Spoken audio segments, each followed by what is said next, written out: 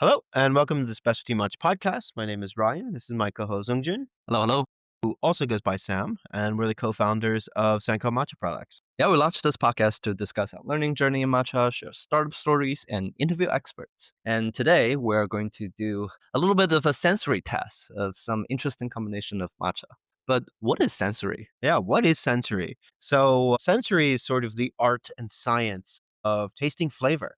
And the primary experience, what we would call the primary sensory experience that we're all interacting with. Everyone says that taste is king, and it certainly really does matter, especially in like the current environment that we find ourselves in. There's a whole new generation of matcha consumers that are interacting with these products in a very different way. I'm learning about agricultural practices, learning about cultivars, learning about growing regions, but ultimately it's all about tying that stuff back to the flavor. Whereas, the former generation of matcha consumers for the last few hundred years, it was all in a ceremonial context. And the exact taste of the tea wasn't necessarily front and center. So the sensory part was very hidden away by skilled tea blenders and tea purveyors and people that owned these blend houses.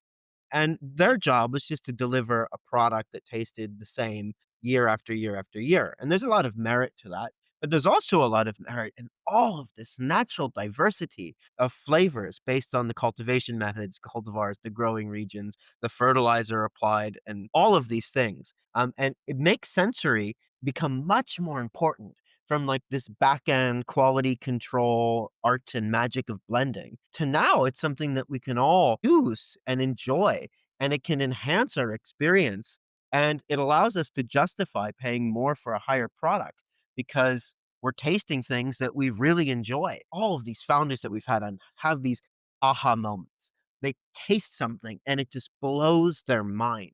I think my first tea from Yame was like a really like transition was really a pivotal moment in my matcha learning journey of just expanding like, wow, matcha can taste like this. It's like, holy crap. So we wanted to record an episode talking about how we view sensory, how we've seen other people do it, and a couple of frameworks that might be useful both for consumers listening as well as matcha businesses that need to do some type of flavor measurement, sensory tests to make sure that their products that they're getting are the same quality and how to communicate the flavor of these different things to their consumers. And so, Zongjun, want to talk a little bit about our background in sensory in general that kind of sets the stage for our perspective.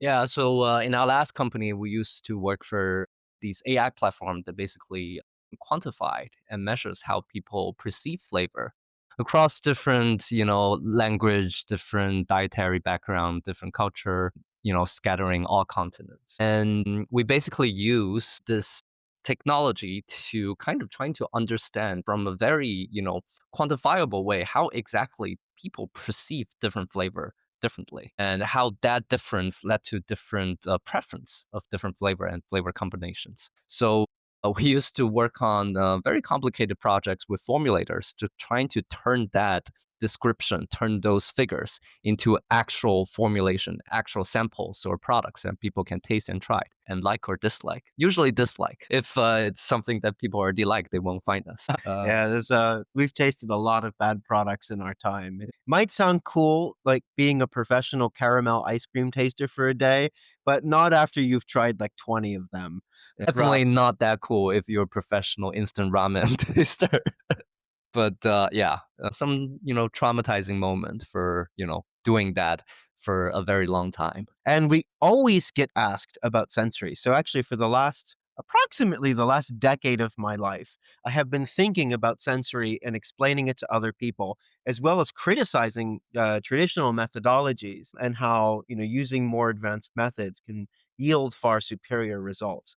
So we're actually like, I don't like to toot our own horn. We're weirdly qualified to talk about this topic because we spent so much time, energy, and effort, and the hours that we used to work were insane because it was a really high paced startup. I remember I've done like so many like 18, 20-hour days, like many days in a row. It was very Yeah. challenging, especially with our Japanese clients. I just remember all the time staying late up into the night, making sure that they got the support that they needed. So it's brings back some good and bad memories. But we were in AI. Everyone likes to say in the current matcha landscape that they entered it before the matcha boom.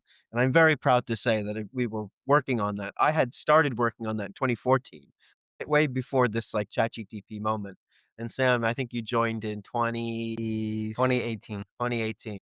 Yeah, it was a interesting time because this, at the time, new technology really kind of revolutionized how people perceive and understand sensory from a traditional perspective. Like the art and science of sensory have exist for a long time.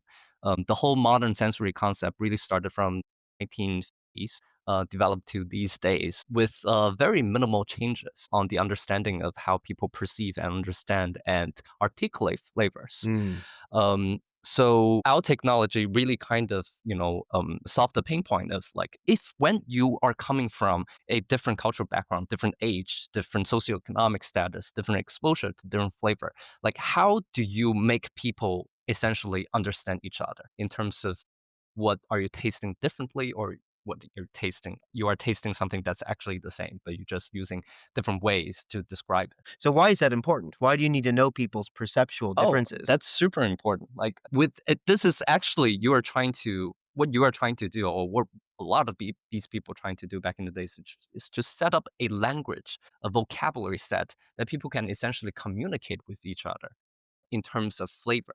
And without that vocabulary, like we are basically talking over each other, and nothing can essentially get done by the end of the day. Yeah, but if you're a food and beverage company, why does it matter so much? Why can't you just ask someone how much they like a particular product? Well, I mean, like if you are a very tiny studio developing a lemonade for your local community, it's probably fine.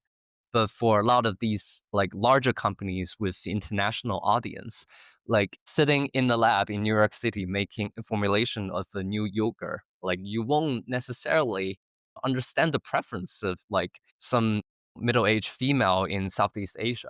You're speaking different language, you like different things, And you're essentially. literally tasting different And you things literally tasting different in the things. same product. So that's not going to work, right? Like you are not going to create, or like if you are insanely lucky, maybe you do, but frequently you run into a situation that you are not going to create a product that it will be liked by that particular audience. So our AI at the time was basically like imagine like a Google Translate, but doing that in terms of flavor.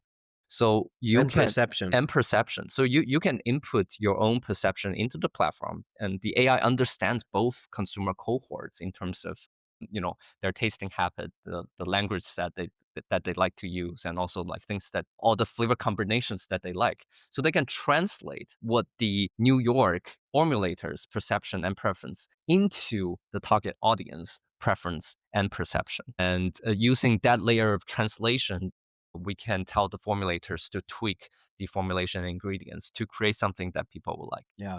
So, setting a bit of context. So, if any of the matcha founders or even like consumers out there research sensory methodologies to bring into their own practice, either for product development or for sourcing, or for even just enjoying matcha as a product and taking really good notes. The most common analysis or the most common method for tasting that you'll probably come across is something called descriptive analysis. And descriptive analysis actually has a descriptive name.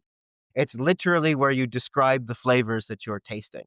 You're not passing judgment on if it's good or if it's bad, and you're just quantifying it across some set of what are called attributes. So they might be something like bitter or sweet or sour or umami or vegetal. All are potential attributes.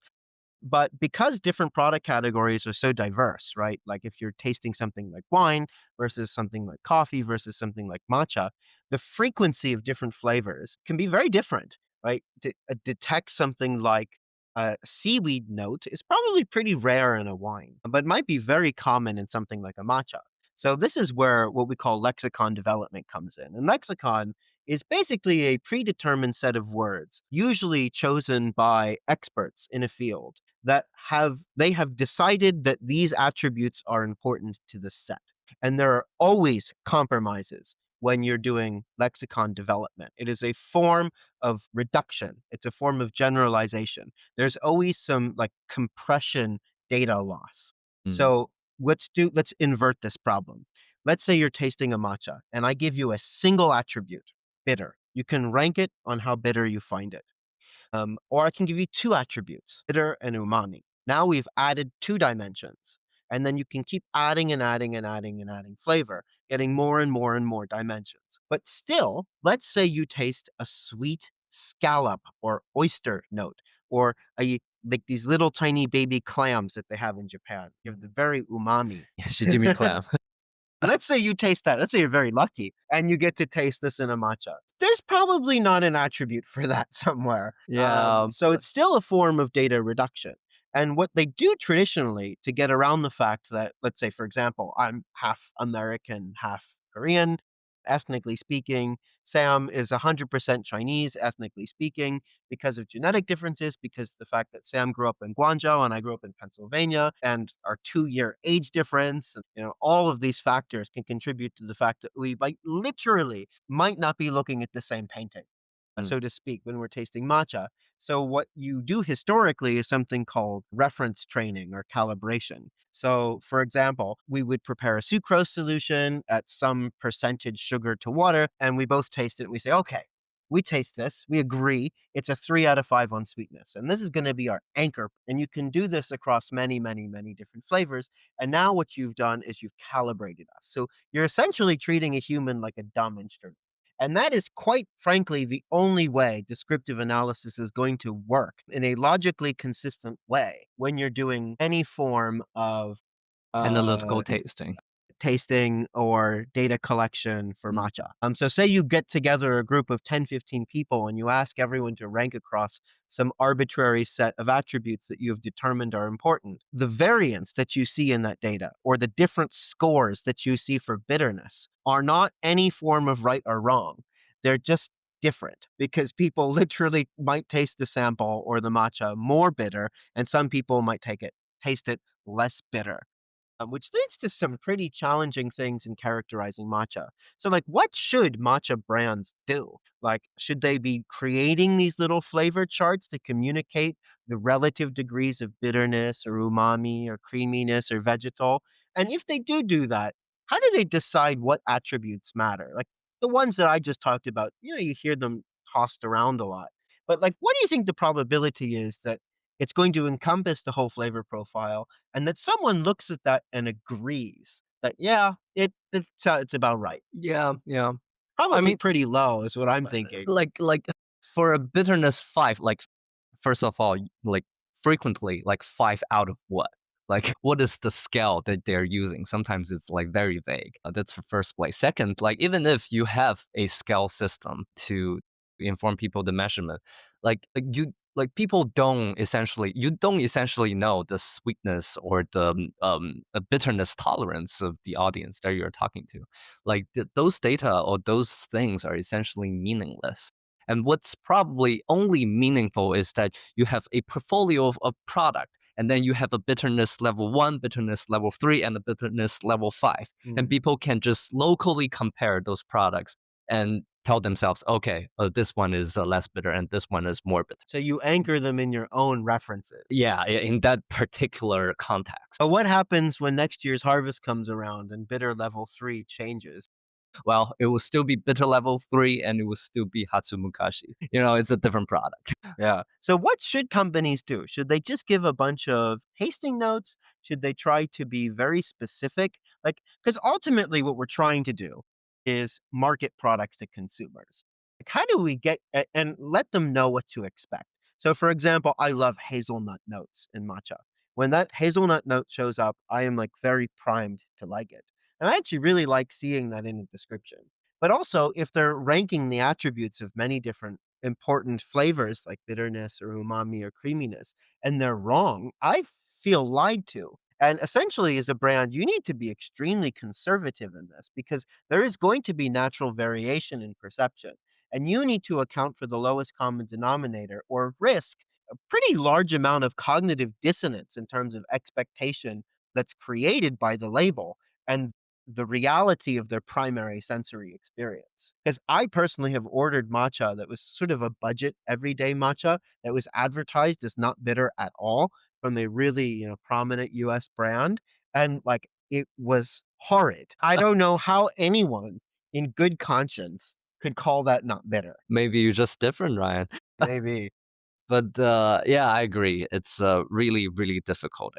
Like honestly, I don't have a good answer of a solution to that because it's not even just about the measurement of these flavor intensities, but sometimes the flavor itself. Like when you are using some kind of a very local description, like certain type of like what would you say, certain type of clam or certain type of kunbu, or like even like hazelnuts. Like there are like some places or some area regions in the world are just not being, that's not really a common ingredient. Like they probably like that it's still meaningless to them. So yeah, it's an interesting question. I mean, like we kind of invented a solution to that that we no longer have access to that technology. I wish we do.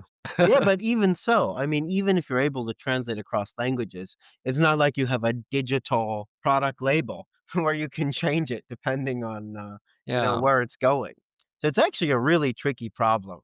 And I, if you want to do it well, if you want to do it, if you want to take it seriously and as a very sensory science perspective. so there's a couple of frameworks that we've seen and that, I've really liked over the years. One of them is from Johnny Matcha, and he describes like sort of the archetypal characteristics that other people like about certain cultivars. So he doesn't like give, at least he didn't. This was, I guess, about a year ago when I saw this. He doesn't say, my Asahi tastes like this, and this. He said, Asahi generally tastes like this, and these are flavors that people generally like about it. So it's not top down, it's bottom up. It's just giving someone knowledge and context enough to appreciate it and to make a judgment for themselves. So I think this is really cool. Yeah, it's enough ambiguity for people to kind of leave imagination for people to explore themselves or disagree with. Yeah.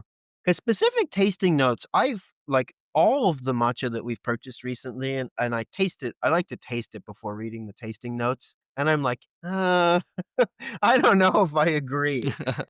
But of course, you can incept people too. So that's the other piece of interesting magic that's done in the food and beverage industry in general, is that you can cue people into certain flavors or different aspects, and they're much, much, much more likely to I first like perceive and identify them, and then say whether or not they like or dislike them. So that's actually a huge risk when you're putting flavors on a label.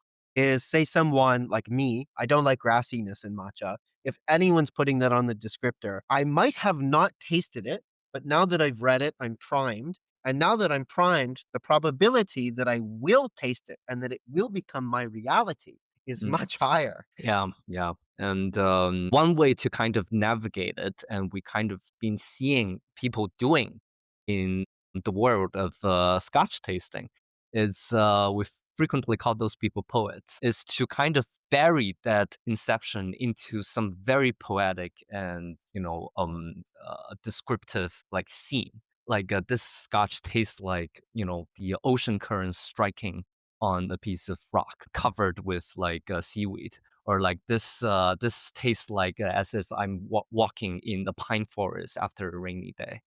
Like this kind of very descriptive yet kind of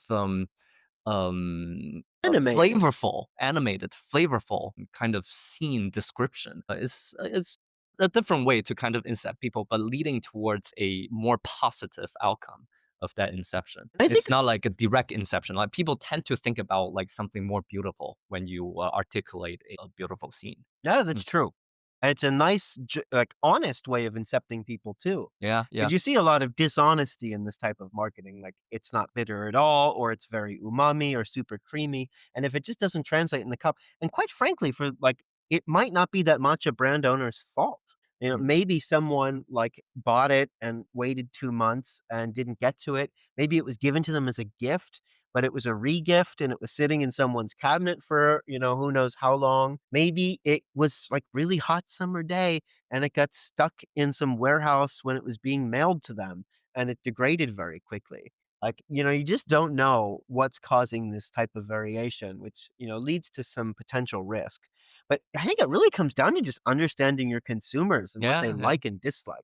Like, what will prime them? And be Mm. honest about it. If that flavor is not in the product, don't put it on. But, if someone and you like know very clearly a large part of my consumer base loves dark chocolate notes. Maybe that makes more sense to call it out because the reality is any one of these matchas probably has anywhere between 10 to 20, some of the more complex ones, maybe even more identifiable flavors. Mm. Where someone could quite honestly say, and they go through a list saying, I taste some woodiness, some earthiness, a slight mushroom note, some dashi, and some toasted nori notes. It's creamy, kind of like unsalted butter. There's a little bit of lemon zest. It has a nice aftertaste. Almost reminds me of hot chocolate or something like that, right? Like there's a lot of different potential ways of describing this.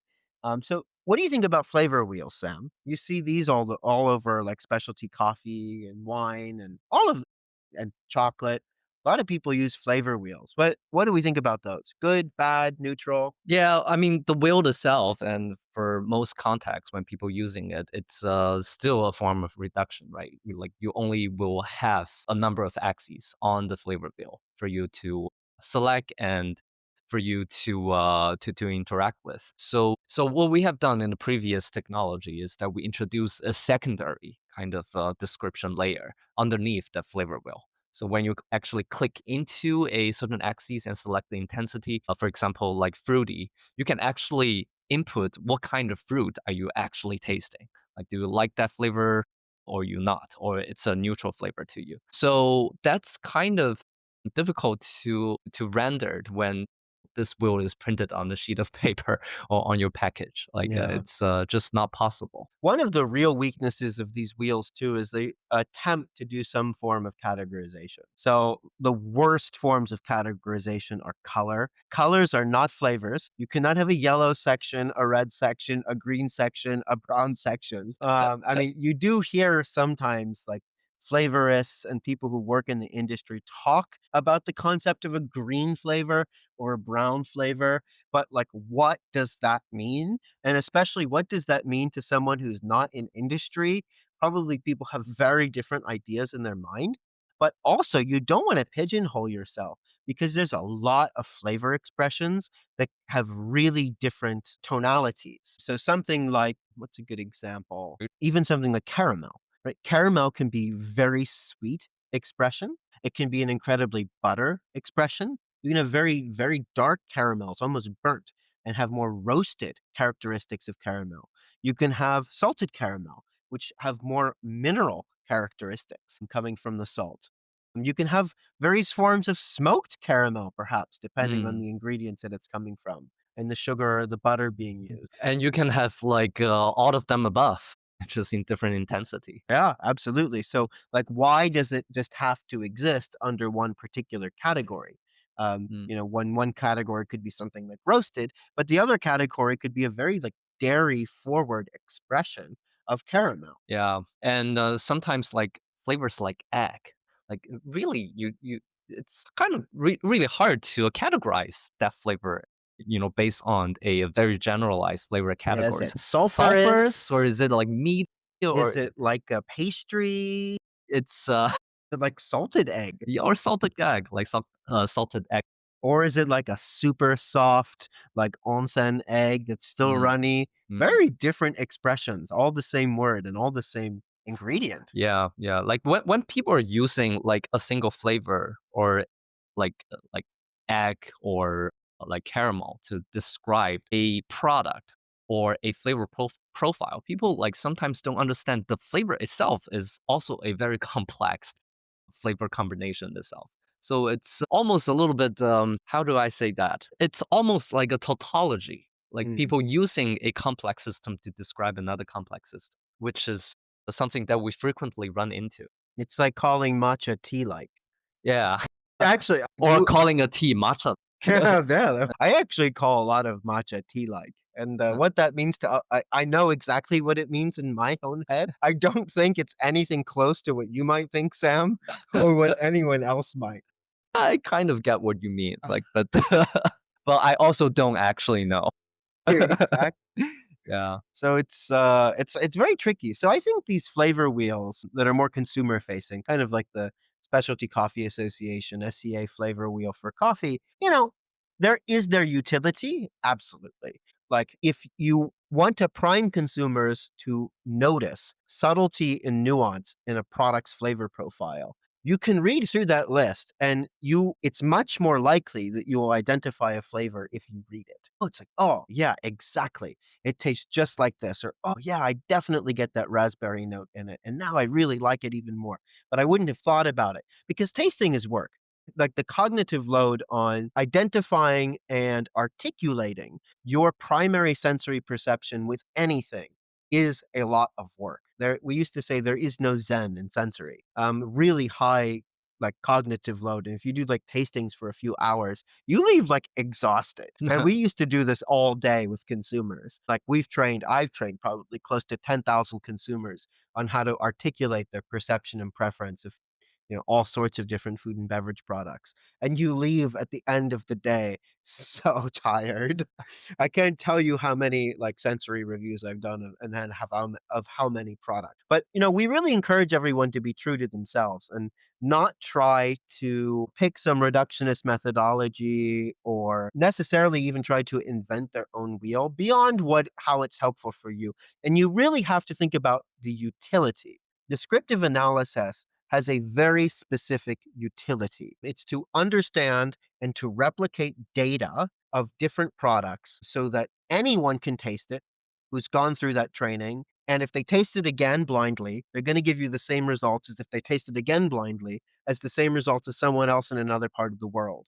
And then you can start like, changing the chemicals or the flavors in that sample. And then you can pretty reliably understand and see what the difference is. Descriptive analysis really is not necessary for most brands. And it will take you so far away from your own perception because you'd have to go through that form of reference training. And it will take you even further away from your consumer's perception. And then you have things like deductive tasting, like you see the wine people do, where they try to guess. They taste for information, like, oh, this tastes like Pinot Noir. This tastes like Burgundy, or this tastes like this or that, or this tastes like it went through this type of fermentation. And that's very useful if you're sourcing. It might be very useful if you're blending or involved in agriculture. But again, it has to have some end objective. So there is no such thing as sensory for the sake of sensory. You need to have some goal in mind, whether or not it's communicating that flavor to the consumer, in which case we think it might be even better just to learn what their preferences are, taste it, and make sure that you're highlighting the things that they will like. It can literally be that simple. Yeah, make it simple actually. The amount of time people will actually spend on reading the sensory attributes on the label and also understand all the flavor wheels that people set up for their own product is probably very low. Yeah. And understanding their use cases as well. Like there might be reason why someone wants bitterness or doesn't want bitterness, or wants complexity or doesn't want complexity. Like you just don't know like the decision matrix that's going on in someone's head. And that matters like so much more than putting on some arbitrary flavor wheel where we don't know what you mean why bitterness is level 5, for example. Yeah. Because like I think this whole discussion actually needs to be move around intensity, which put another way, will it still taste good if it's diluted?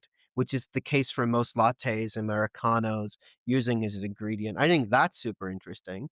I think some level of bitterness is a pretty strong dispreference. So some people might avoid it.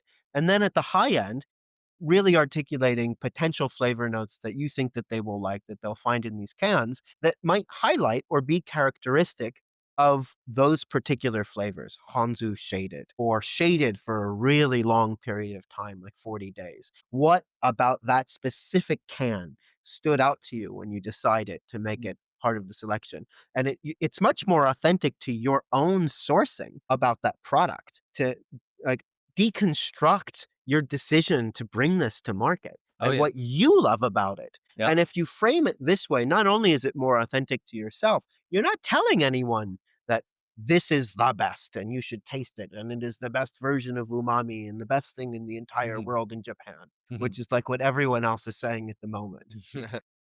Like it takes you further and further away. And it's Yeah. also a bit more nuanced than saying this is specifically for latte. Right? Why don't we say this is a high intensity matcha that can stand up to dilution, both with milk and iced? Or this was specifically formulated for milk. And this is what we did to get this outcome that we wanted. We wanted some bitterness, but we also didn't want it just to be bitter. We wanted it to express creamy flavors and give this real sense of verdant freshness that is characteristic of this Uji matcha blend. And not only did we do this, we worked with the chashi to make sure that those notes really shine, whether or not it's an oat milk, cow milk, almond milk, soy milk. Doesn't matter. We've tasted it and we think that this is what we did and why, and here's what we hope that you enjoy. Is something that I think would be much better to see instead of saying, yep, latte one. It's too reductionist. I think we're a lot of times underestimating the interest or potential interest and intellectual capacity of the consumer and what they want and showing intention.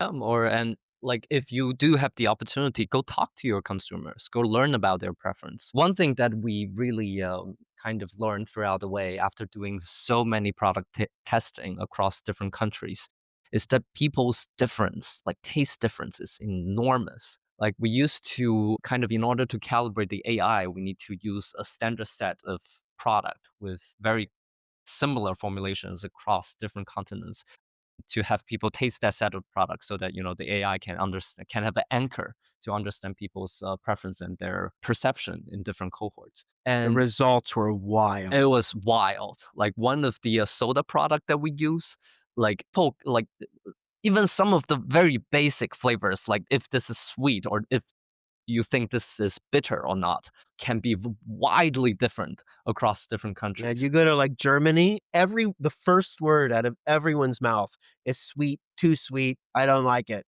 And Yeah. then you take it to a place like Philippines or Thailand, the first word that they say is bitter. Yeah.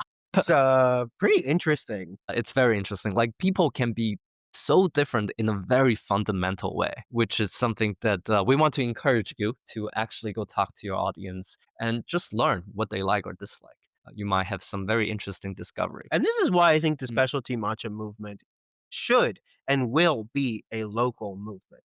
I believe that all of these traditional companies and blend houses in Japan do a very good job creating really well balanced products that are probably liked by most people. And they have access to some of the highest quality matcha to create them. But they're still from a very narrow demographic profile with, I would characterize, very little curiosity or understanding of international consumers' preferences beyond the fact that they like lattes. And what they think, even what they think tastes good in a latte, really just might not translate, which Oh, is why this really needs to be a local movement. yeah, yeah. Like what people sometimes don't realize is that when you're tasting a latte, you're not actually just tasting the difference of the tea. The difference of milk really makes a humongous difference. Like for the formulators in Japan, the type of milk that they're going to use is probably be very different from the milk that you can get access to locally, and that will really have a different flavor impact on the final product. So like you might actually accidentally just end up buying a matcha that was made from matcha latte, but it's not suitable for your local milk, which is totally possible. Totally possible. So, to end our sensory episode, we thought we would do some sensory. One of the first things is a recent discovery that I really wanted to share is that we have been doing matcha sensory exclusively on Usacha. And we were very quick to judge some matcha samples in the past. And we have the same ones, actually newer harvests now. I was doing some random experimentation at home. It was a really hot day. I was running out of the matcha that I liked. So I was low on stocks and I found one that I had tasted. It had been open for a while. And I really hated it as usacha. I thought it was bitter, cloying, super intense, very unpleasant. in a lot of different ways. And I dumped it in a glass of ice water. The bitterness like almost evaporated, metaphorically speaking, and it was delicious. Like what temperature and dilution does to matcha is like really non-linear in the flavor profile transformation. It was like literally a different tea. So we're going to do that actually with the exact same tea. And Sam, I'll get your impressions. We're going to prepare it as an usacha and then an iced Americano, and we'll get your impressions. All right. Maybe not quite, Ryan. All right. So I just prepared two samples in front of you. One is usacha, standard ratio, 2 grams to 60 mils, normal temperature water around 75 degrees Celsius. And I made a diluted version. This is an Oku Midori, no fertilizer, no pesticide tea from earlier this spring from Wazuka. So, Sam, why don't you try the usacha first? All right. So this tea is very creamy, very, very floral, bitter, some astringency. It's kind of sharp, still has a lot of green kind of a characteristic, grassy, and the foam is even a little bit soapy. So Yeah, I got a similar notes. It really has quite a bite, a bitter and astringent bite, but super creamy. I got a sweet pea note. I thought it has a bitter aftertaste, but kind of in a pleasant way, similar to like an Amaro, kind of bitter aftertaste that kind of forms a sweetness. Has nice body, but definitely has this tannic bite. I mm, think the average matcha consumer who is used to umami bombs or is used to no bitterness at all would probably not like this in the same way that let's say, a normal latte drinker might not like a plain espresso. So let's try this diluted with ice. And we're back. So what did you taste, Sam? well, the bitterness certainly vanished. Very, very, very low bitterness. Got some hints of nuttiness and some very light creaminess and some hint of seaweed. But overall, the flavor profile is really kind of reduced into a dilution. I feel like You can see that the profile is just incredibly different, it's very, very different. especially with the bitterness. Like, I think everything that someone who would have hated this as usacha, everything they disliked about it would have disappeared in dilution with ice. Certainly, certainly. So I got a light cashew note, no bitterness at all.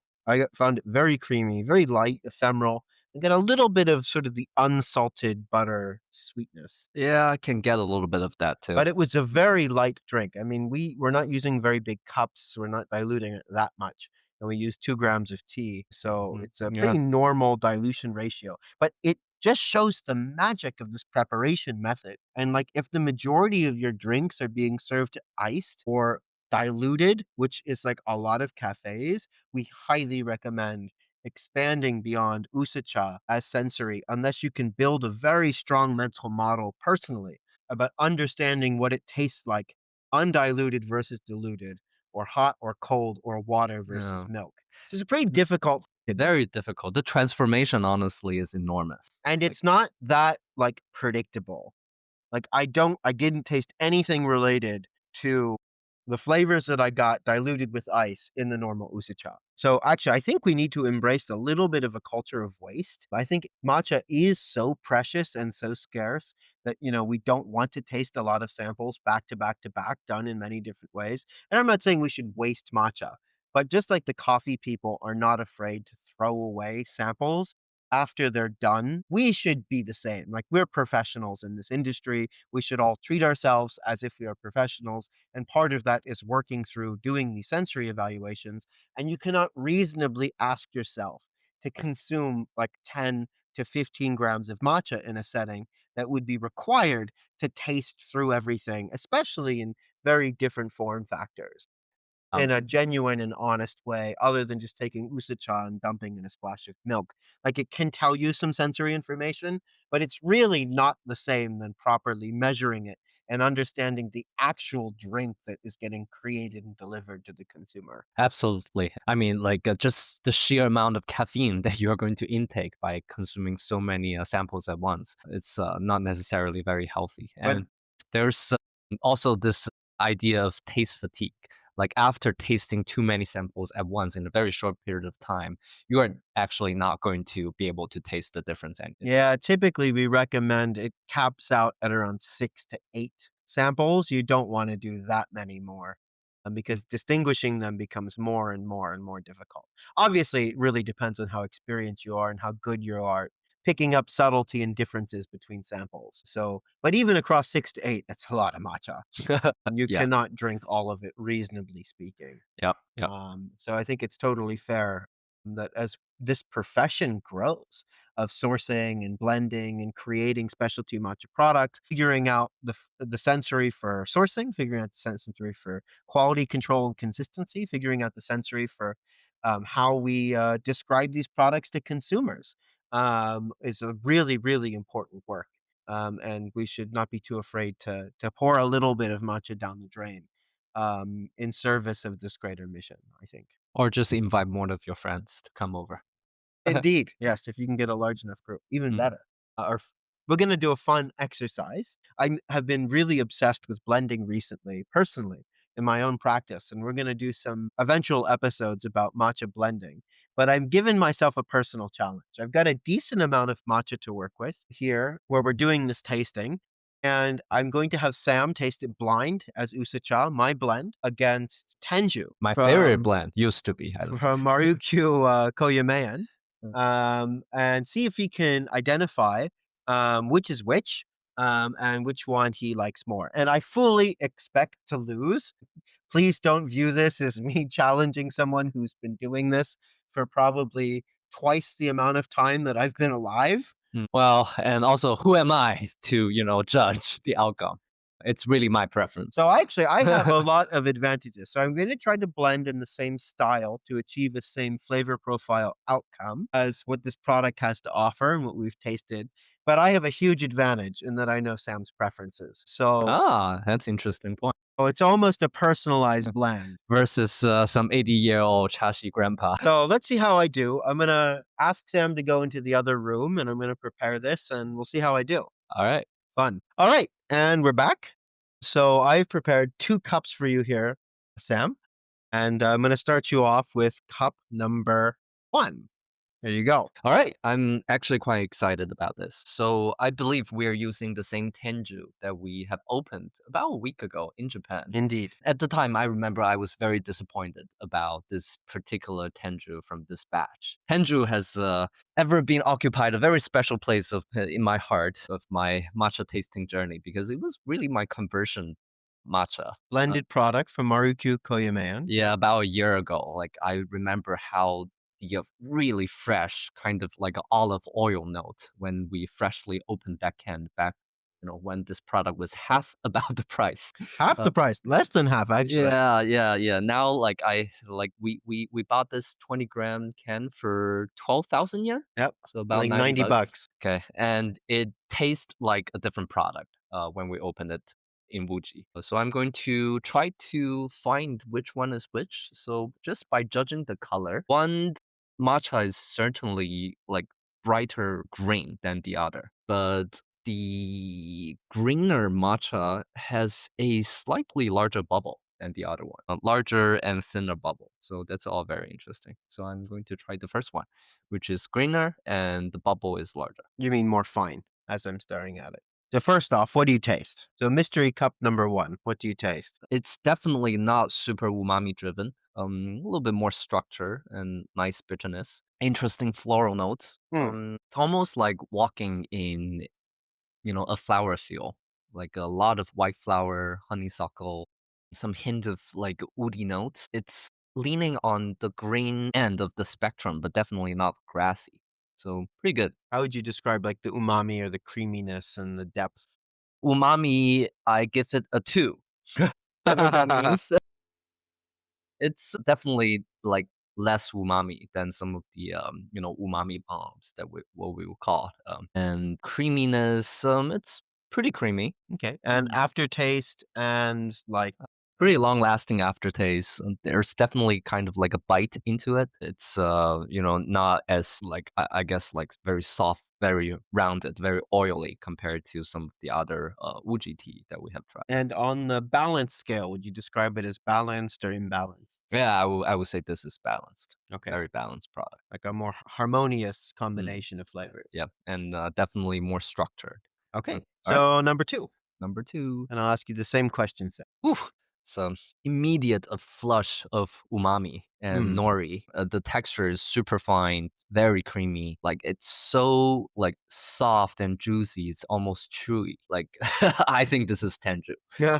But it's also tastes different than the tenju that I had about a week ago. We Uh, open the can. when we freshly opened the can. I think this actually improved, at least to my preference. I can get a hint of like the olive notes. It's more of a kind of like a meaty pickled or preserved olive versus a olive oil, which is Mm. what I loved a year ago. But Mm. this is yeah, yeah, yeah. Well, now I feel less regret paying $90 for this can of matcha. So you guessed them properly. I'm actually just staring What? at them. It's pretty obvious. But how about how it compares to your preferences? For my own preference, wow, now it's kind of hard to say. I would certainly pick your blend if we're comparing to the Tenchu about a week ago. Okay. But now I would say it's close to 50-50. But in terms of how interesting or how characteristic these matchas are, I would pick your blend. Thank you. But in terms of like a objective, like quality Quality. assessment, kind of perspective, the Tenju definitely tastes more expensive and higher quality. Yeah, when we talk about quality, quality really is a social construct. And Mm, the best people at evaluating anything when it comes to a quality perspective are really good at separating preferences from quality. So, what does that mean? A brewer, for example, who makes beer might hate IPAs or stout beers, but they definitely can taste the difference between a high and low quality one. So, what is going on in their minds that they can make that quality assessment even if they don't like it? Well, really, what it is, it's a guess about what other people would consider high or low quality. mm. Sometimes it could mean balance, sometimes it could mean the present or absent of certain flavors, but it is a social construct. Very much so. And especially in the case of tea, not just Japanese tea, but also Chinese tea. Like people always talk about, I can taste this processing in this certain tea. Like the processing is often an indicator of the quality or the intervention of human, craftsmanship in a certain tea. And that's oftentimes the indicator of the price or the value of that tea. Indeed. And actually, when matcha first got introduced to Japan, Japan was looking a lot to China and particularly looking a lot to TCM, our traditional Chinese medicine, for different herbs and plants that have different medical remedies and effects, etc. And it was actually, tea was considered highly prized because it was bitter.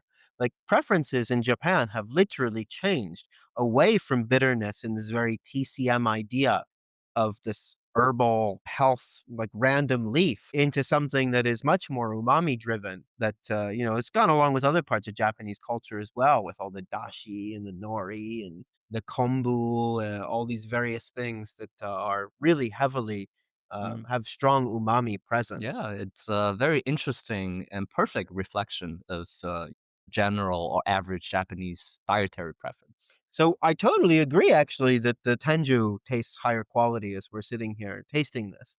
But I actually think when it comes to preference, it's probably a flip of the coin for a lot of people, which one they would end up preferring more. And actually, the umaminess might be a little too strange, a little too foreign for a lot of people who have less familiarity with Japanese cuisine and these types of flavors, I think. Yes, indeed. I mean, we're talking about higher quality from the lens of evaluating Japanese matcha with the Japanese standard. But if we're talking about, from a different perspective or from the consumer preference wise, like, it's almost meaningless to talk about the quality. Yeah, absolutely. Mm. So I'm going to share my blend components that I used. I did a 2 gram dose. I did half a gram of honzu Asahi from Uji proper. I did half a gram of samidori, so from honzu samidori, also from Uji proper. I did zero point 0.7 grams, so even more, okumadori, standard conventional agriculture. That's where the green colors. The deep green, yeah.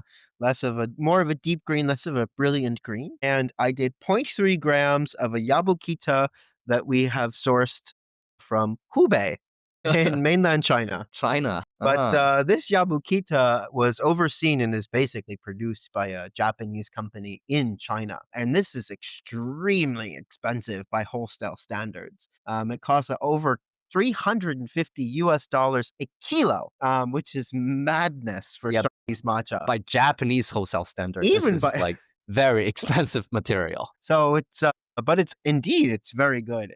On its own, it lacks some umami, but actually it's a pretty good tasting, creamy, interesting, not very bitter, like probably blend component. And Yeah. it's approximately 15% of this blend, which brings the cost down. So we're comparing a $90 retail product, and every component of this one that I blended is used the retail price other than that 15% of this Chinese matcha, and it would cost about 24 US dollars retail is what the is inside this. Oh my God. So it's a little less than a Mm. four times price difference. That's what we call a business opportunity. Yeah, indeed. Wow, that's very surprising.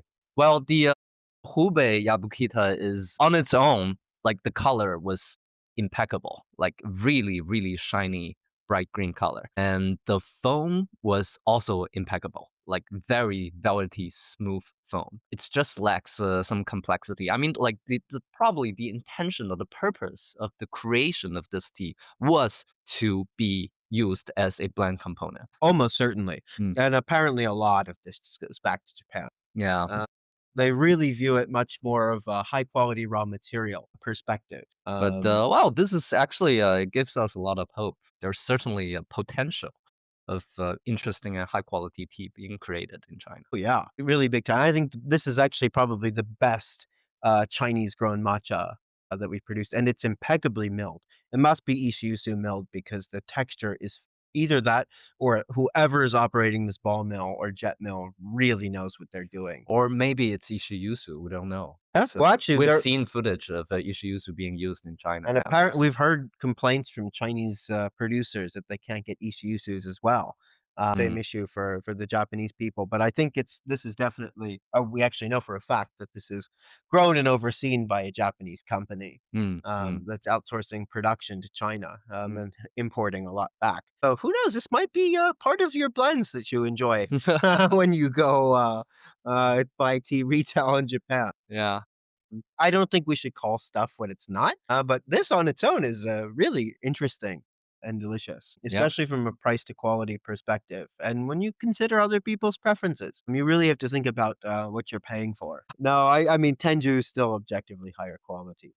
So we're going to do one last very interesting sample. It is Asahi from Uji proper, grown by Taishi-san and his family. And one is honzu Asahi, that's conventional agriculture. So there's some use of pesticides and fertilizer. And then there's organic Asahi from same region, processed at the same factory, probably in a different batch, or actually definitely in a different batch. And it is organic, so limited use of pesticides and organic fertilizer.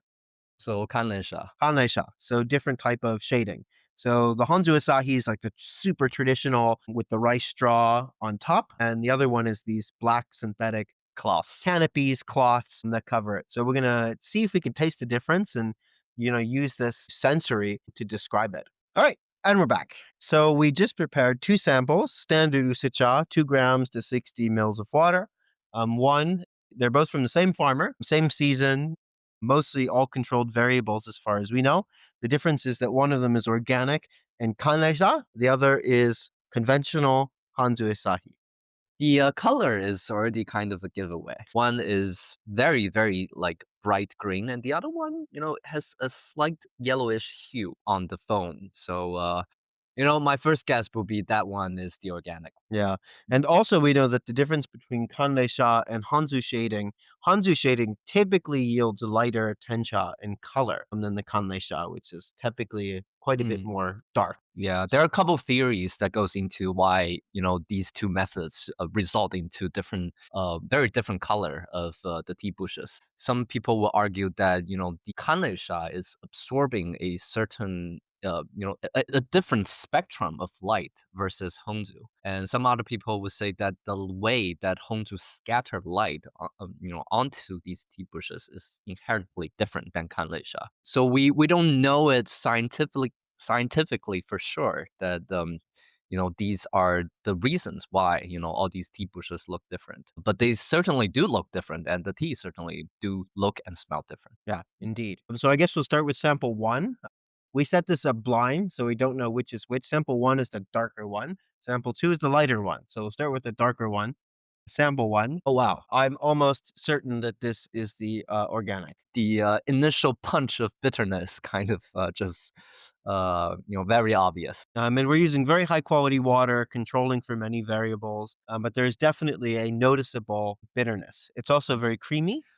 Has a nice aftertaste. Right after the bitterness, you have this burst of floral notes. Very, very nice kind of white flowers and a little bit hint of like honey notes. Something that I do notice though is that the texture of the matcha itself is a little bit grainy. And something that we've heard Um, is that when you're doing ishiusu milling, organic tencha tends to not quite mill as well as conventionally grown tencha. yeah, the production yield between organic and convention is quite enormous With milling efficiency, you mean? with milling. And we've heard that some stones are like half as fast. So that's very interesting. Like, so what happens that you end up having these matcha powder getting stuck in the milled surface for longer period of time than conventional tencha. So I wager that is probably the reason why this matcha looks a little bit yellow or yellower than the conventional Is it one. saw more heat in the mill Mm, longer, potentially. I yeah. mean, we don't know. And it also could be too that just the tencha processing and steaming times might be slightly different. Because certainly the organic, from my understanding, when you do organic agriculture, you'll get slightly thicker leaves. The plant needs to be just a little more strong, resilient, and robust because you're not spraying pesticides onto it. So it's got to build up its natural defenses, which naturally makes it a more robust plant versus Mm, the really soft, young, tender leaves that mm. don't have to worry about pesticides because you're doing conventional agriculture Yeah. and you're spraying. So people probably end up, steaming the leaf a little bit longer than conventional thinner leaves. Yeah, which supposedly also, actually not supposedly, it does deteriorate the color a bit as compared to very light steamed tea. Typically also makes it less terroir expressive and the cultivar you taste less the longer that you steam. Yeah, it's Um, like roasting. Roasting Uh, coffee, mm, exactly. Like if you roast coffee really darkly, it just starts tasting like roasted mm, coffee. mm. Similar thing for Japanese steam tea. The longer you steam, the more it tastes like steam tea. It's a homogenizer. Yeah. Uh, All we- right, let's try try the number next. which we believe to be the honzu Asahi conventional agriculture, which it is almost certainly is. Yeah. The defining characteristic of this tea is definitely umami and creaminess. I'd almost describe this as an umami bomb, actually. It's like Mm, pretty intense umami. yeah, like it's this very, very like upfront, like nori and almost like clam juice kind of Oh, clam juice is a great reference. yeah. It's very, very, very pronounced. And the powder is certainly finer than Mm. the organic one. Yeah, it's buttery smooth. It has a really nice aftertaste. Not only does it have intensity in body that's coming from that umami, much higher body, like less like structured matcha, it doesn't have the bitterness that the organic one does, but the aftertaste is very interesting and intense. Mm, mm, absolutely. But for all of the flavor notes and also the mouthfeel, you do like kind of still getting the very like overall soft kind of structure versus a organic one. You do end up getting like a much more structured flavor profile. Indeed, indeed. But we keep hearing from many different people all across the industry, both Japanese people and foreigners who study this, is that the single most important thing that to determine matcha quality is fertilizer. And I think you really taste it in these samples. The conventional agriculture, by our understanding of Japanese quality standard, is just objectively better. Yeah, like if you really internalize this kind of a reality, you almost need to treat fertilizer as part of the recipe of creating matcha. It is, a very, very influential part of creating a flavor profile of a certain matcha. Like when we think about a fertilizer, intuitively we think about, like in other crops, it's used to increase the yield. It's used to kind of make the plant more resilient to the climate. But in this particular case, when we are looking at matcha, it really has a tremendous impact on the flavor profile itself. So you almost need to treat it as part of the recipe, like as part of the ingredient that, that creates a matcha. Yeah. And there's a cycle too. So the more fertilizer you add, the more pests that it attracts. So if you want a very nitrogen rich soil, everything loves nitrogen, you attract a lot of pests, and therefore you need to spray. And there's a cycle. So not only when you're doing organic agriculture, you're typically applying less and different types of fertilizer. Oftentimes they're less nitrogen rich, but you're also not spraying, which means that the plant has to adapt in various ways, which shows up in the even the look. If you look at organic tencha versus conventional tencha, it looks like more rigid, more brittle, Mm. less tender and soft. You can tell not only when you look at the matcha, but you can tell when you look at the tencha. It's pretty obvious and it mills quite differently. And it ends up also probably creating more defense mechanisms that taste bitter, Mm. whether or not be caffeine or other compounds that really change the taste. And, I would wager that, this organic Asahi from Uji proper, if you put this in a blind tasting next to conventionally grown Oku Midori from Wazuka, for example, for a standard preference test in the United States or most countries outside of Japan, I think the conventional agriculture from Wazuka would win that blind preference test simply because this organic product is just too bitter for those people's preferences, I would wager. Yeah, but if you dump them both into, a cup of milk, it will not be it will not be the same story. Yeah, Yeah. probably the stronger one would come through. Yeah. Well, But there's a lot of interesting flavor interaction going on between these two samples too, because the presence of that fertilizer and whatever it's doing to the flavor profile outcome of the conventionally grown tea, it's a lot more subtle and nuanced. When you don't have that dominant bitter note, I think you pick up quite a bit more subtlety and nuance that can get lost or masked by the presence of really high degrees of bitterness, which mm. can end up being a pretty distracting element for some people, I think. Yeah, certainly. And I mean, after all, like we're talking about all these, cultivation methods, all these cultivars, all of these interesting stories, or even like gossips behind all of these, production maneuvers of different types of matcha. But it all comes back to sensory, right? It all comes back to their impacts on the flavor profile. Like all comes back to like if you can taste it, or if you find it to be pleasant or unpleasant, or if you find it to be interesting. So I think this is like a very important part of this whole, this whole specialty matcha movement is that we are trying to access this whole matcha industry, this whole matcha product from a very unique perspective, which is the flavor itself versus some other angles that has been historically taken by, for example, Chanoyu. 100%. Mm, Because I mean, it's our primary perception with the product. That's mm, what every time you have a sip of matcha, you're not just taking a sip of matcha. You are literally creating memories, and deep preferences. So it's a hedonic pleasure. But when you start layering on all of this other stuff, it turns into a very interesting story.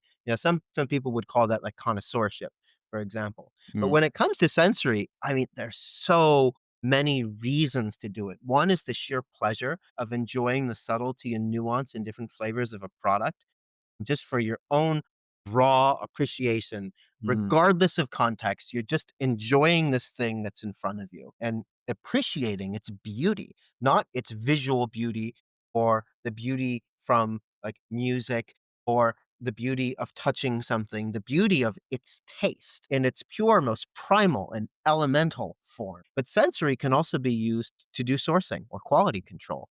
Did this batch taste the same as it did last time? And did all the attributes that I care about, is it approximately the same bitterness, approximately the same umami, approximately the same creaminess? So it's a very different type of sensory.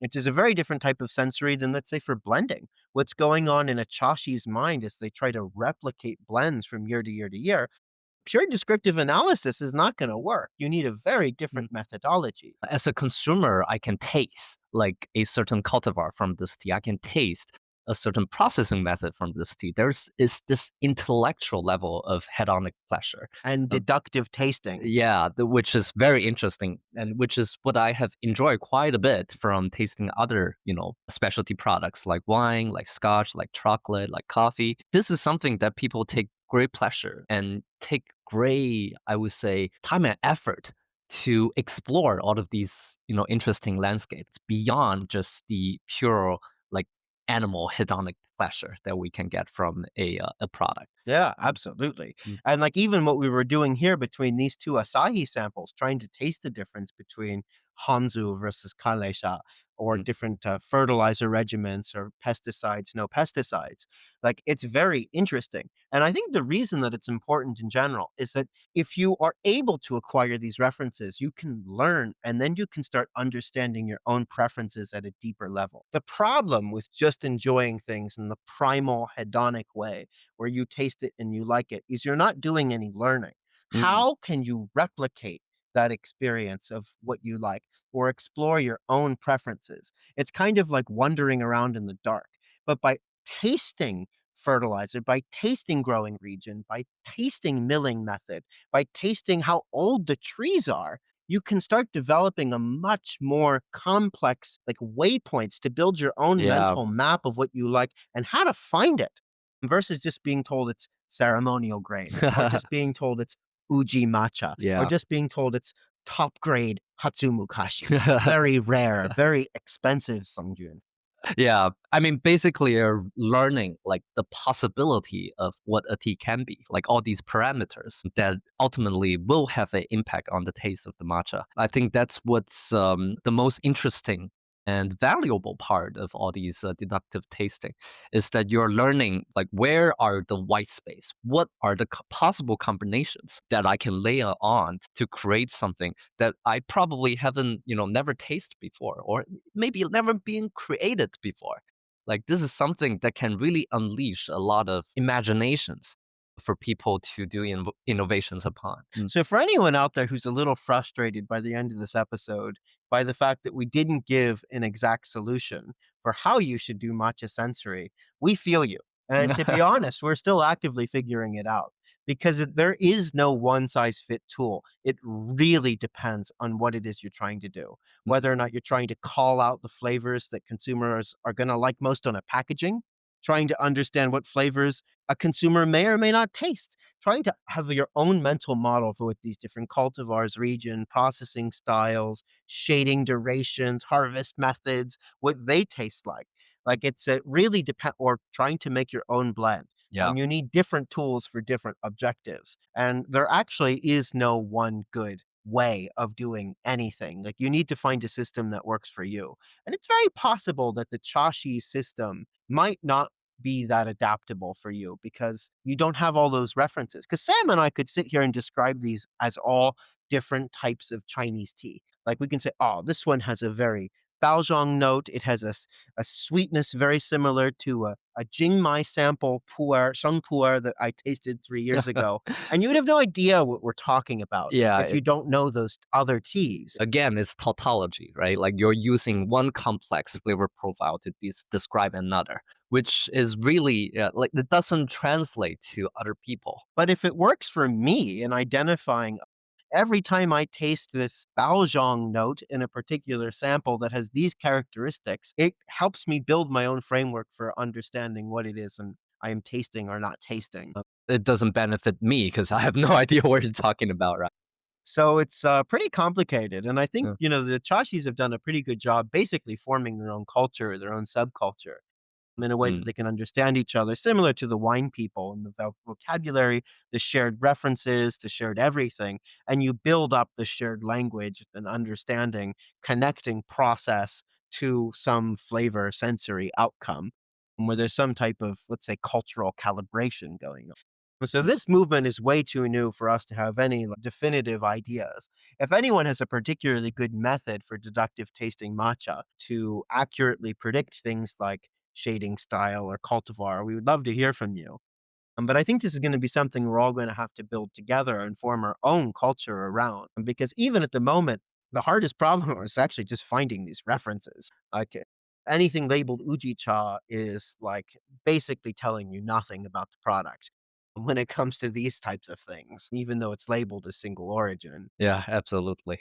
But we just did a round of sourcing in Japan, and the good news is, there are still a lot of untouched toa out there for us to explore. Maybe the uncle doesn't speak a word of English, but rest at ease.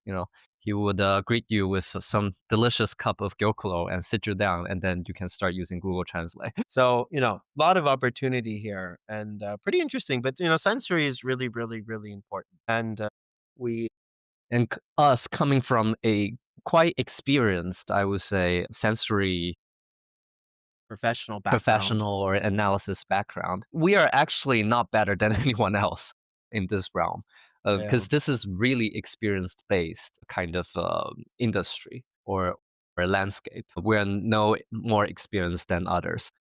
It's quite exciting, actually, quite interesting. Yeah. It's finally something new. We have some experience with descriptive analysis. Like we're pretty good at like listing off a bunch of notes that we taste. But Yeah. then like linking them back to things like, it's an active learning process. Yeah. Uh, but I think really the most important thing is to understand what your consumers like and then, use sensory as a tool to make better things for them. That should be the ultimate metric that we're all creating feedback loops to improve upon is to create things that people actually want to drink and like. And nothing else literally matters. Like, Or creating anything that's interesting. It doesn't have to be like, wow, like amazing, tasty, delicious. But on a sheer intellectual level, like there are a lot of these new combinations that just yet to be discovered. Because like from a sheer, I would say like quality or like I don't know, like hedonic pleasure, like there are some very clear peaks out there, like for you to climb, right? Like a Narino growed in Okunoyama Tea Garden, like that's prized and famous, and it's like so well known, like and it's right there. Like if you have enough access, enough guanxi, enough money, like you can taste it. It already exists. hey, you can Mm, just walk up to their shop in mm. Hori Shishimayan shops in Uchi and buy it for Yeah, like actually not very much money. yeah, Like it's yeah.